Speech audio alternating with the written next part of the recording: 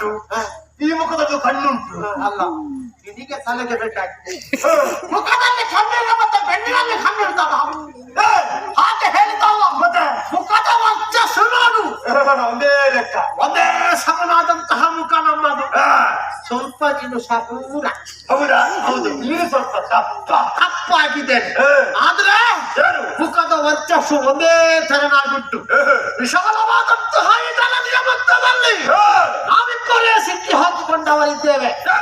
ಅಂದ್ರೆ ನಮ್ಮ ಸೃಷ್ಟಿಯಾಗಿದೆ ಎಂಬುದಾಗಿ ಅರ್ಥ.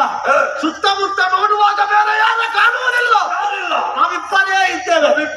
ಹಾಗಾದ್ರೆ ಒಂದು ಕೆಲಸ ಮಾಡುವ, ನಮ್ಮೊಳಗೆ ಒಂದು ಸಂಬಂಧವನ್ನು ಬೆಸೆದುಕೊಳ್ಳುವ.